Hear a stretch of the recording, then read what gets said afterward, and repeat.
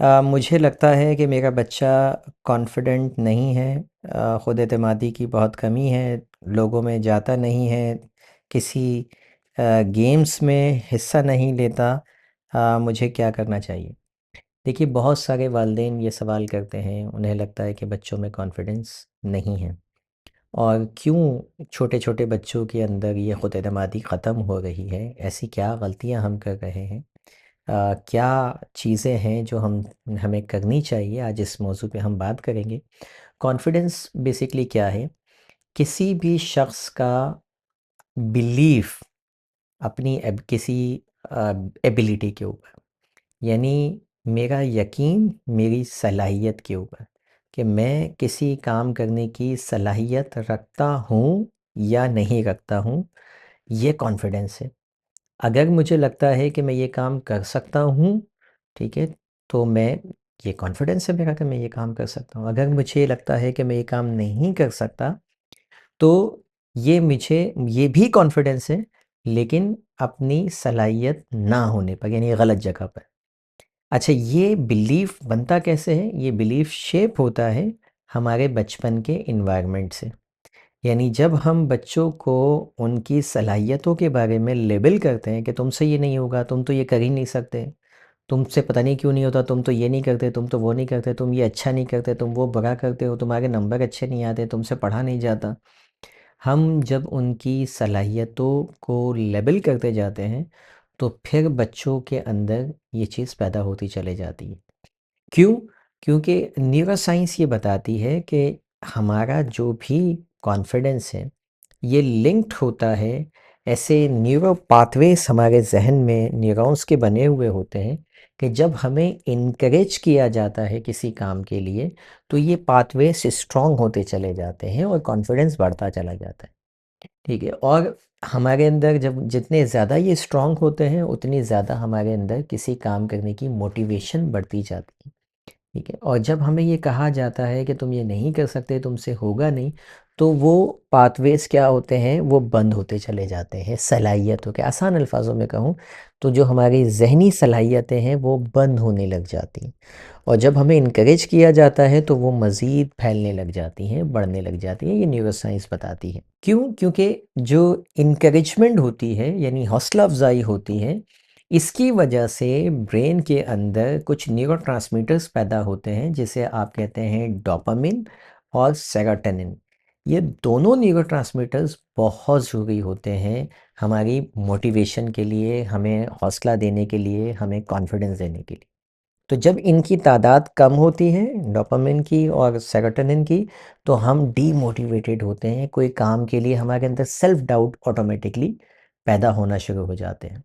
Researches हमें ये बताती हैं कि अगर पेरेंटल सपोर्ट दी जाए, यानी बच्चों को इनकरेज किया जाए अच्छे कामों के लिए, ठीक है, जो भी काम बच्चा करता है उसको इग्नोर ना किया जाए, ठीक है, उसके अच्छा बच्चा एक अच्छी सी ड्राइंग बना के आया, आप अपने मोबाइल में मसरूफ़ हैं, इग्नोर कर रहे हैं, ठीक है, तो इसको कहते हैं कि वो बच्चा डिस्करेज होगा। तो लेकिन अगर आप उसको इनकरेज करते हैं, तो 70% आप उसके कॉन्फिडेंस को बढ़ा सकते हैं। यानी 70% स्टूडेंट बच्चों में कॉन्फिडेंस बढ़ा हुआ पाया गया उनमें जिनके वालिदैन उनको पैरेंटल सपोर्ट प्रोवाइड किया करते थे और उनको इनकरेज किया करते थे। आज से आपको करना क्या है, अब मैं आपको टिप्स बताता हूँ, प्रैक्टिकल अप्रोच कि आपको प्रैक्टिकली क्या करना है। नंबर 1, जो मैं अक्सर वीडियोस में बताता हूँ, इनकरेज एफर्ट्स नॉट रिजल्ट। बच्चे के जो भी उसने कोशिश की है, उसकी कोशिश की तारीफ़ कीजिए कि बेटा आपने ये कोशिश बहुत अच्छी की। भले वो रिज़ल्ट उसकी फ़ेवर में आया हो या ना आया हो, भले उसका ए ग्रेड आया हो या ना आया हो, उसने मेहनत की, उसने कोशिश की, एप्रिशिएट दैट, ठीक है? तो इस तरह जब आप उसकी कोशिश की जो है वो को अप्रिशिएट करेंगे, तो वो कोशिश के ऊपर फ़ोकस होगा। उसको रिज़ल्ट की वजह से खौफ़ नहीं आएगा उसके अंदर, और जब वो बेखौफ़ होगा, तो वो उसके अंदर कॉन्फिडेंस ऑटोमेटिकली बढ़ेगा, ना कि क्योंकि जब हमारे अंदर खौफ आता है तो कॉन्फिडेंस किल होता है, ख़त्म होता है। नंबर 2, उसके जो टास्क हैं उसको छोटे-छोटे हिस्सों में ब्रेक कीजिए, ताकि जब वो पहला हिस्सा मुकम्मल कर ले और जब आप उसको शाबाशी दें, तो वो जो बड़ा टास्क होता है ना, बड़ा टास्क कोई भी आपको दिया जाए तो वो मुकम्मल होने में टाइम लगता है। तो छोटे-छोटे टास्क, अब पहला कदम आपने चला बच्चे ने और आपने उसको अप्रिशिएट किया, तो उसको दूसरा कदम लेने में आसानी होगी। तो उसके टास्क को, जो भी उसको काम दिया जाएगा, उसको छोटे-छोटे हिस्सों में, 4-6 हिस्सों में डिवाइड कीजिए। ठीक है? मिसाल के तौर पे अभी उसको 4 सब्जेक्ट का असाइनमेंट मिला है। तो पहला असाइनमेंट मिला, आपने उसको अप्रिशिएट किया, now you have done this, आपने इसको कर लिया मुकम्मल, गुड, अब आपके 3 रह गए हैं। तो उसको क्या हुआ, हौसला मिला। तो अब वो दूसरे की तरफ आसानी होगी, ना कि वेट कर रहे हैं जब तक चारों मुकम्मल ना हो तब तक आपने उसको अप्रिशिएट नहीं करना। बाज़ तो 4 मुकम्मल होने के बाद भी अप्रिशिएट नहीं करते। तीसरी चीज़, teach them to handle failure. बच्चे को ये सिखाएं कि बेटा नाकामी आखिरी चीज़ नहीं है दुनिया की। कोई बात नहीं, नाकामी से हमें सीखना है। हम किसी भी चीज़ में नाकाम हो गए, इट्स ओके, हमने सीखा क्या, हम इसे दोबारा कैसे कर सकते हैं। तो नॉर्मलाइज़ फेलियर, हम फेलियर को इतना बच्चों के अंदर ऐसी इमेज बनाते हैं कि फ़ेल हो गए तो पता नहीं क्या क़यामत आ जाएगी, कि बच्चा फ़ेल तो हो नहीं पाता, उससे पहले, उस एग्ज़ाम से पहले बीमार होके हॉस्पिटल पहुँच जाता है। कितने ही क्लाइंट मेरे पास आते हैं जिनकी के ये इश्यूज़ हैं कि बच्चे एग्ज़ाम से पहले हॉस्पिटलाइज़ हो जाते हैं। छोटे-छोटे बच्चे हैं, 5वीं क्लास के, छठी क्लास के, कि उनकी तबीयतें ख़राब होने लगी। क्यों? क्योंकि फेलियर, रिज़ल्ट को उन्होंने सर पे चढ़ाया हुआ है। टीचर्स ने बोल-बोल के इतना उसको जो है वो बच्चों के खौफ़ डाल दिया है कि उन्हें एग्ज़ाम के नाम से उनकी तबीयत ख़राब हो जाती है। चौथी चीज़, प्रोवाइड अपॉर्च्युनिटीज़ फॉर इंडिपेंडेंस। बच्चे को इंतखाब की आज़ादी दीजिए। उसको मिसाल के तौर पे छोटे-छोटे काम में उसको डिसीज़न लेने दें। कपड़े कौन से पहनने हैं, उसको डिसीज़न लेने दें। ठीक है? जूते कौन से पहनने हैं, उसको डिसाइड करने दें। हम ये काम भी वालिदैन अब फ़ोर्सिबली करवा कर, नहीं ये वाला नहीं पहनना, वो वाला पहनना है, नहीं वो वाला नहीं पहनना, वो वाला पहनना है।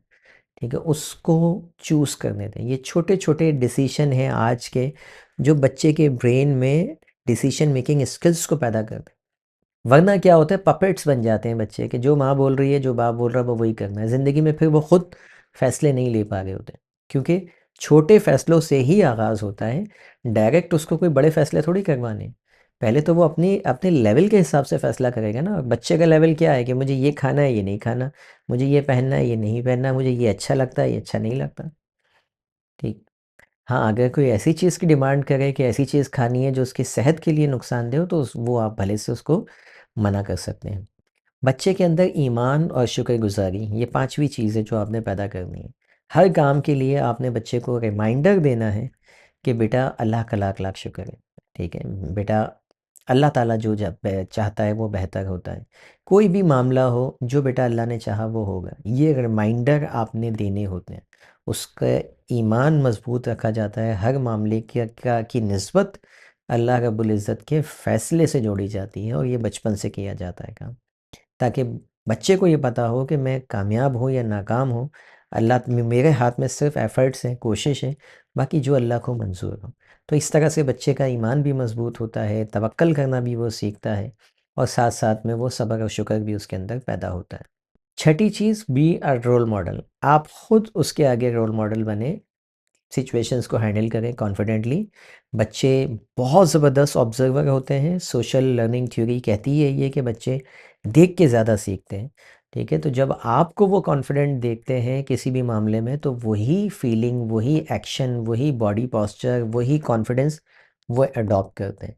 तो be a good role model, be confident in front of them. उनके सामने आपने कॉन्फिडेंट रहना है, ताकि वो फीलिंग उनके अंदर भी ऑटोमेटिकली जनरेट होना शुरू हो जाए। उम्मीद है ये 6 काम करने से आपके बच्चों में खुद एतमादी बढ़ेगी, कॉन्फिडेंट होंगे। अगर आपका कोई सवाल हो तो आप कमेंट बॉक्स में लाज़मी लिखिए, कोशिश होगी इस पे वीडियो बनाएँ जैसे ये आज बनाई है। मज़ीद वालिदैन तक इस वीडियो को लाज़मी शेयर कीजिए। मिलते हैं किसी और वीडियो में। Thank you for watching. Allah हाफ़िज़।